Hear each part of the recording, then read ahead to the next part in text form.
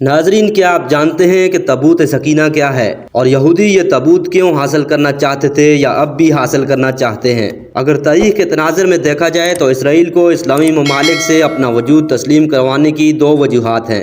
ایک وجہ تو یہ ہے کہ وہ اپنے ناجائز وجود کو اسلامی ممالک میں جائز حیثیت دلا کر مسلمانوں سے معاشی فوائد حاصل کرنا چاہتا ہے، اور اس کے ساتھ ساتھ آنے والے وقت کی پیشبندی بھی ہے، جس کا ذکر قرآن شریف میں اور تورات میں موجود ہے۔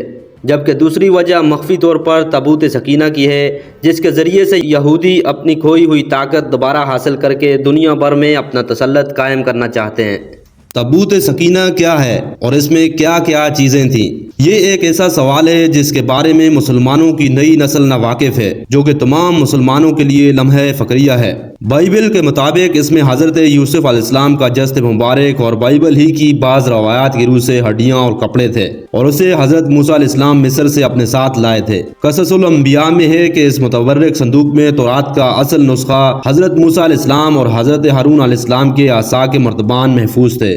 اس تابوت کے بارے میں اللہ سبحانہ تعالیٰ سورۃ بقرہ میں آیت نمبر 248 میں فرماتے ہیں، اور انہیں ان کے نبی نے کہا کہ اس کی بادشاہی کی نشانی یہ ہے کہ تمہارے پاس صندوق آئے گا اور اس میں تمہارے رب کی طرف سے سکینت ہے، اور آل موسیٰ و آل ہارون نے جو کچھ چھوڑا تھا اس میں سے باقی ماندہ چیزیں ہیں، اسے فرشتے اٹھائے ہوئے ہوں گے، بے شک اس میں تمہارے لیے یقیناً ایک نشانی ہے اگر تم مومن ہو۔ اس آیت مبارکہ سے واضح ہوتا ہے کہ وہ صندوق اللہ تعالیٰ کی طرف سے طالوت کے بادشاہ مقرر ہونے کی نشانی تھا۔ اللہ تعالیٰ کی طرف سے ایک تسلی تھی، اور اس میں موسیٰ علیہ السلام اور ہارون علیہ السلام کی آل ترکہ کی باقی ماندہ اشیاء تھیں۔ حضرت سیدنا آدم علیہ السلام کے دنیا میں تشریف لانے کے بعد اللہ نے انہیں شمشاد نامی درخت کے مضبوط لکڑی سے بنا ہوا اور سونے کا کام کیا ہوا 3 گز لمبا اور 2 گز چوڑا ایک انوکھا صندوق عطا فرمایا، جو کہ منتقل ہوتا ہوا حضرت سیدنا موسیٰ علیہ السلام تک پہنچا۔ ان سب کے بارے میں اللہ ہی بہتر جانتا ہے۔ حضرت سیدنا آدم علیہ السلام کو جب صندوق ملا تو اس میں تمام انبیاء اکرام علیہ السلام اور ان کے مکانات کی نشاندہی تھی۔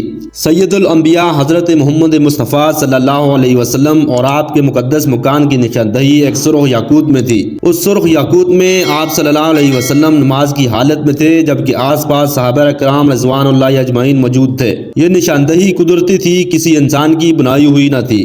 جب حضرت موسیٰ علیہ السلام کو یہ صندوق ملا تو آپ اس میں اپنا خاص سامان رکھنے لگے۔ اس کے علاوہ صندوق میں تورات کی تختیوں کے ٹکڑے، جنتی لاٹھی، حضرت موسیٰ علیہ السلام کا لباس اور حضرت ہارون علیہ السلام کا امامہ اور ان کی لاٹھی بھی تھی، جبکہ حضرت سلیمان علیہ السلام کی انگوٹھی اور بنی اسرائیل پر نازل ہونے والا وہ برتن بھی تھا جس میں آسمانوں سے من و سلوہ اترا کرتا تھا۔ حضرت موسیٰ علیہ السلام جنگ میں صندوق کو آگے رکھتے تھے، اس سے بنی اسرائیل کو سکون نصیب ہوتا تھا۔ بنی اسرائیل کو جب کوئی مشکل پیش آتی تو وہ اس صندوق کو سامنے رکھ کر دعا کرتے تھے، جب آپس میں اختلاف ہوتا تو صندوق کو سامنے رکھ کر فیصلہ کرواتے، بلائیں اور آفتیں صندوق کی برکت سے ٹل جاتی تھیں۔ اسرائیلی تابوت سکینہ کو اپنے قبلے کے طور پر بھی استعمال کرتے تھے۔ تاریخ کی کتابوں کے مطابق حضرت داؤد علیہ السلام نے تابوت سکینہ کے تحفظ کے لیے ایک مضبوط عمارت تعمیر کرنے کا فیصلہ کیا۔ یہ عمارت حضرت سلیمان علیہ السلام کے دور میں مکمل ہوئی اور اسے ہیکل سلیمانی کا نام دیا گیا۔ جب بنی اسرائیل اللہ کی بہت زیادہ نافرمانی کرنے لگے تو ان پر یہ غضب ہوا کہ قوم عمالقہ کے بہت بڑے لشکر نے حملہ کر کے ان کی بستیاں تباہ کر ڈالی اور یہ انوکھا صندوق بھی اٹھا کر لے گئے۔ اس کے بعد قوم عمالقہ نے صندوق کو گندی جگہ رکھ کر بے ادبی کی، جس کے نتیجے میں وہ مختلف بیماریوں کا شکار ہو گئے اور ان کی 5 بستیاں ہلاک ہو گئیں۔ انہیں یقین ہو گیا کہ یہ سب مقدس صندوق کی بے ادبی کا نتیجہ ہے، چنانچہ انہوں نے صندوق ایک بیل گاڑی پر رکھ کر بنی اسرائیل کی بستیوں کی طرف چھوڑ دیا۔ وہ صندوق 4 فرشتوں کی نگرانی میں اس وقت کے نبی حضرت شموئیل علیہ السلام تک پہنچا۔ یوں بنی اسرائیل کو دوبارہ یہ عظیم نعمت حاصل ہو گئی۔ اس واقعے کے بعد بنی اسرائیل نے ہیکل سلیمانی کو دوبارہ تعمیر کیا۔ بعد ازاں رومیوں نے حملہ کیا اور اسے ایک بار پھر نشانہ بنایا۔ بعض تاریخ دانوں کا کہنا ہے کہ اہل بائبل اسے اپنے ساتھ لے گئے، جبکہ ایک رائے یہ بھی ہے کہ اسے آسمانوں پر اٹھا لیا گیا۔ جبکہ یہ بھی کہا جاتا ہے کہ قیامت کے قریب حضرت امام مہدی جب تشریف لائیں گے تو وہ اس صندوق کو فلسطین کی تبریہ نام کی ایک مشہور جھیل سے نکالیں گے، جبکہ ایک قول کے مطابق آپ اسے ترکی کے شہر انطاکیہ کی کسی غار سے نکالیں گے۔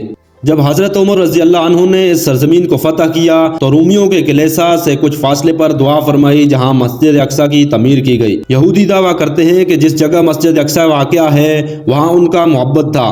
مسلمان اس جگہ کو اپنے لیے مقدس جانتے ہیں، مگر یہودیوں کا عقیدہ ہے کہ مسجد کو شہید کر کے اس کی جگہ ہیکل سلیمانی کی دوبارہ تعمیر کی جائے گی۔ وہ ہیکل کی ایک پسماندہ دیوار میں واقع دروازے کے متعلق بھی سمجھتے ہیں کہ یہ قیامت سے قبل ان کے بادشاہ کی واپسی کا راستہ ہے۔ وہ سمجھتے ہیں کہ جب اس دروازے سے ان کا بادشاہ نکلے گا تو اس کے پیچھے تمام مردے اٹھ کھڑے ہوں گے۔ البتہ مسلم روایات کے مطابق یہودیوں کا بادشاہ دجال ہے۔